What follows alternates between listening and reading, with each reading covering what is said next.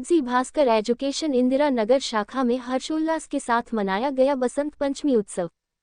Kidzy Bhaskar educations Indira Nagar ने आज बसंत पंचमी के शुभ अवसर पर देवी सरस्वती के आशीर्वाद का आह्वान करते हुए एक जीवंत उत्सव के साथ बसंत पंचमी की भावना को अपनाया। किड्जी इंदिरा नगर की निदेशिका प्रतिमा त्रिपाठी ने बच्चों को त्योहार के महत्व के बारे में बड़े ही सरल भावों से बताया और आज के इस अवसर पर स्कूल ने एक छोटे से हवन का आयोजन किया, जिसमें छात्रों और बच्चों ने सक्रिय रूप से भाग लिया, जिससे भक्ति और सांस्कृतिक उत्साह से भरा माहौल बन गया। इस कार्यक्रम ने परंपरा और शिक्षा के एक सुंदर मिश्रण के रूप में कार्य किया, जिससे स्कूल समुदाय के बीच एकता और शुभता की भावना को बढ़ावा मिला। बसंत पंचमी के इस शुभ अवसर पर विद्यालय की सभी शिक्षिकाओं ने पीले वस्त्र धारण किए हुए थे एवं बहुत से बच्चों भी पीले वस्त्र पहनकर विद्यालय आए। नमस्कार, मेरा नाम प्रतिमा त्रिपाठी है और मैं किड्जी भास्कर एजुकेशन इंदिरा नगर की डायरेक्टर हूँ। 2003 से ये किड्जी चल रहा है, तो आप कह सकते हैं सबसे पुराना किड्जी यही है। किड्जी और mount Litera Zee school Lucknow की तरफ से सभी पेरेंट्स को बसंत पंचमी की हार्दिक शुभकामनाएं। आज बसंत पंचमी है, विद्यारंभ का दिन है, तो सारे बच्चे ज़्यादातर लोग पीला पहन के आए हैं। मैं भी इसी कपड़े में हूँ और हम लोग छोटा सा हवन हम लोगों ने एक रखा है।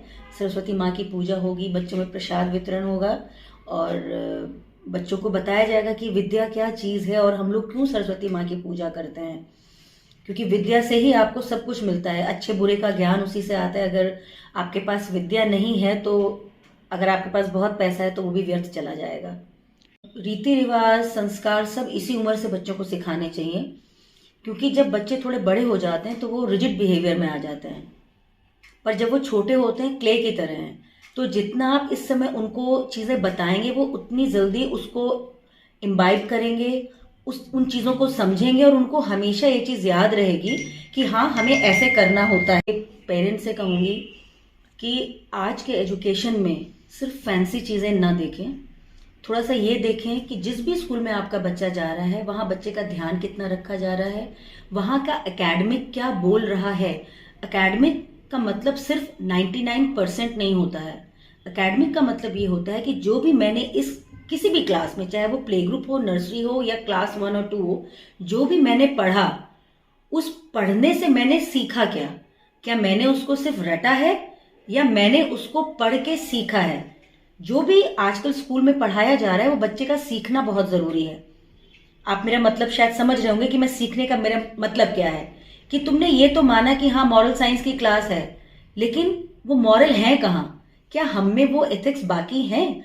तो आज की शिक्षा पद्धति में एथिक्स होने चाहिए। सरकार ने बहुत अच्छा काम किया है, एनईपी जो लाया है उसका असर सारे स्कूलों की पढ़ाई में पड़ेगा, क्योंकि मैं भी बैठी हुई थी, सब देख रही थी। उसमें बहुत अच्छी अच्छी छोटी छोटी चीजें हैं कि आप अपना काम करना सीखिए, अपने बौद्धिक स्तर को बढ़ाइए, आपके अंदर अगर कोई छुपा हुआ कोई स्किल है आप उस पर वर्क करिए। तो अभी शिक्षा पद्धति अच्छी हो रही है, बशर्ते पेरेंट्स कुछ चीजों का दबाव न डालें। तो शिक्षा पद्धति बहुत अच्छी आई है और उनकी एक एक चीज को हमें फॉलो करना होगा।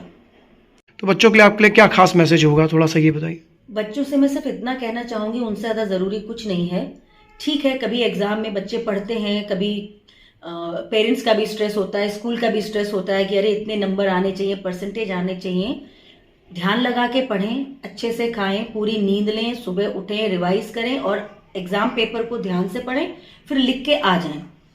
हो सकता है 95% आए, हो सकता है 98% आए, पर उससे आपकी जिंदगी में कोई फर्क नहीं पड़ना चाहिए। अगर आपके परसेंटेज 85, 90 आए हैं तो आप सीखिए, जिंदगी भी बहुत बाकी है, अभी शुरुआत है।